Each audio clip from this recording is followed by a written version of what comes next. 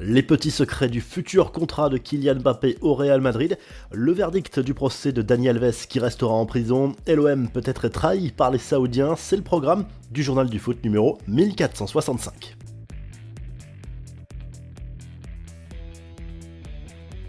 Le Real Madrid déroule le tapis rouge pour Kylian Mbappé. Selon AS, le club merengue aurait négocié un accord inédit avec le buteur français. C'est tout simplement du jamais vu dans la capitale espagnole.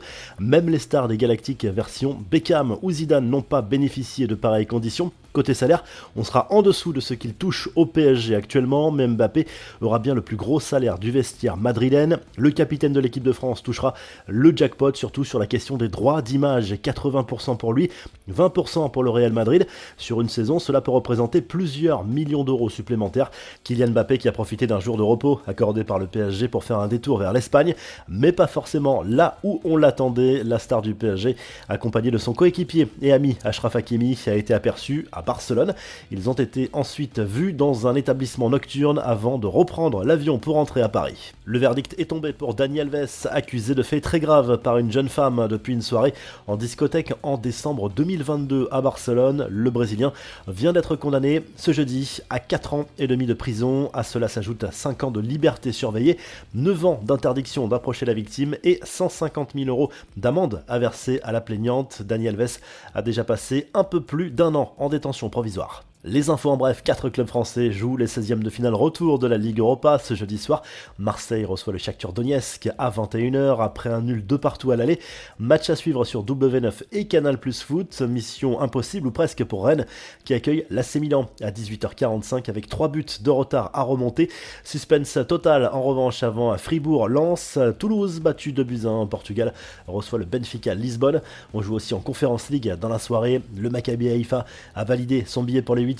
À suivre dans la soirée, Francfort, Union Saint-Gilloise, Ferencváros, Olympiakos, Dynamo Zagreb, Betis ou encore Bodo Glimt, Ajax.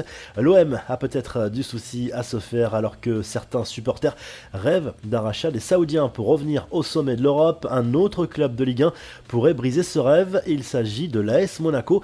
L'Arabie Saoudite s'intéresse bel et bien à un potentiel rachat du club du Rocher selon Jérôme Roten.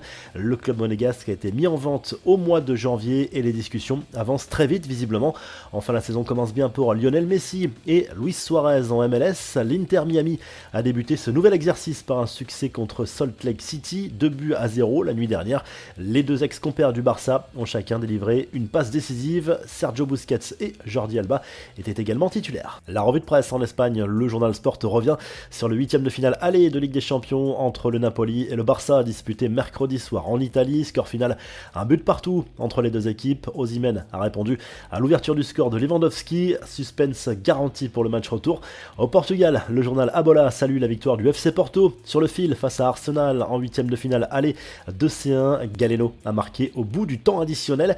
Le club portugais prend une petite option avant le retour à l'Emirates et ce qui fait la une du Daily Telegraph Sport, c'est la victoire de Liverpool 4-1 face à Luton en Première Ligue, mené 1-0 à la pause. Les Reds ont activé le mode rouleau compresseur en seconde période avec des buts de Gakpo, Van Dijk, Diaz et Elliott. Les joueurs de Jürgen Klopp prennent provisoirement 4 points d'avance sur City et 5 sur Arsenal en tête du championnat d'Angleterre. Si le journal du foot vous a plu, n'oubliez pas de liker, de vous abonner et on se retrouve très rapidement pour un nouveau journal du foot. Salut!